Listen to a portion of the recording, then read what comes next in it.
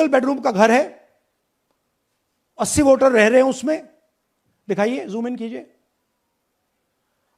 अलग अलग नाम, अलग अलग परिवार। और जब हम वहां जाते हैं हमें बताया जाता है यहां पे 80 लोग नहीं रहते, यहां पे ये लोग हैं ही नहीं, कोई नहीं जानता इनको। लोकसभा के नेता विपक्ष राहुल गांधी ने दावा किया कि एक छोटे से मकान में 80 वोटर रजिस्टर थे।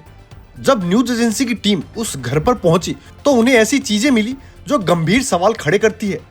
घर पर टीम को क्या क्या पता चला, आगे हम आपको इस वीडियो में बताएंगे। लेकिन कॉन्टेक्ट से पहले आप राहुल गांधी के दावों का ये वीडियो देखिए। Voters in single address, single bedroom का घर है, 80 वोटर रह रहे हैं उसमें। दिखाइए, जूम इन कीजिए। अलग अलग नाम, अलग अलग परिवार।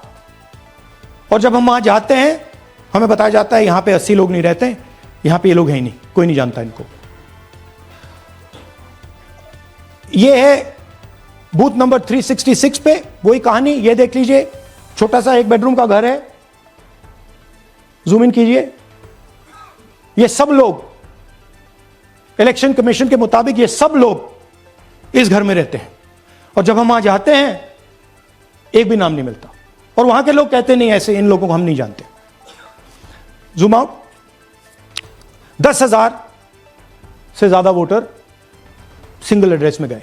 इस प्रेस कॉन्फ्रेंस में राहुल गांधी ने बड़े पर्दे पर कुछ वोटर्स की जानकारी शो की, जिसमें दावा किया गया कि एक ही पते पर बीजेपी के 80 वोटर्स रजिस्टर्ड है। नेता विपक्ष ने बेंगलुरु के हाट में इलेक्शन कमीशन पर वोटों की चोरी की आरोप लगाए।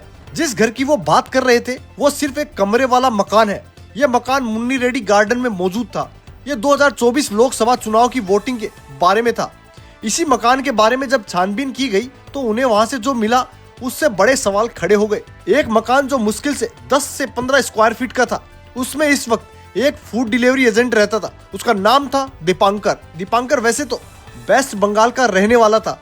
इस मकान में शिफ्ट हुए उसे अभी महज 1 महीना ही हुआ था। मकान में रहने वाले दीपांकर का दावा है कि उनका उन 80 वोटर्स से कोई लेना देना नहीं, क्योंकि उन्होंने बोला मैं तो खुद यहाँ पर किराए पर रहता हूँ।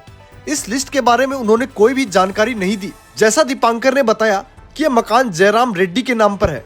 एक रिपोर्ट के मुताबिक दीपांकर ने पहले दावा किया था जयराम रेड्डी के भाजपा से संबंध है। हालांकि कैमरे पे उन्होंने इस बात को नहीं कबूला।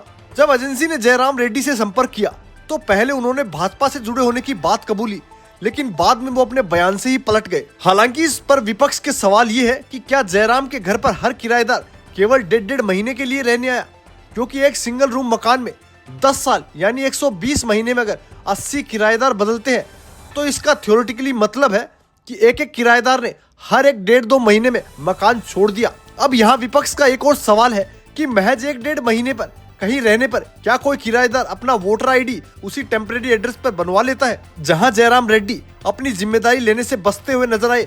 वहीं कांग्रेस का दावा है कि बिना वोटर की वोटिंग का कथित फर्जीवाड़ा यानी वोटरलेस फ्रॉड जानबूझकर बीजेपी को फायदा पहुंचाने के लिए किया गया।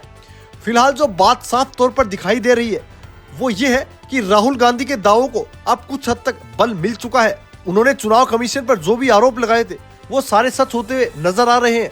ऐसे में कथित वोटर चोरी वाला मुद्दा और भी गहराने की संभावना है। जबकि चुनाव आयोग नेता विपक्ष राहुल गांधी से साफ कह चुका है कि अगर आपको कोई शिकायत है तो आप हमें हलफनामा दायर करके दीजिए। इलेक्शन कमीशन ने राहुल गांधी के कुछ दावों को भ्रामक भी बताया, जबकि राहुल अपने आरोपों और दावों पर अडिग थे और अलग अलग मोड्स पर लगातार कथित वोटर चोरी को लेकर अपनी बातें रख रहे थे। आगे भी इससे जुड़ी खबर जो भी आएगी हम आपको पहुंचाते रहेंगे। दोस्तों, क्या भाजपा की सरकार वास्तव में चुनाव को लेकर गड़बड़ी कर रही है? तो अपनी राय हमें कमेंट्स में जरूर बताएं। अगर आपको ये जानकारी अच्छी लगी तो चैनल को लाइक और सब्सक्राइब जरूर करें।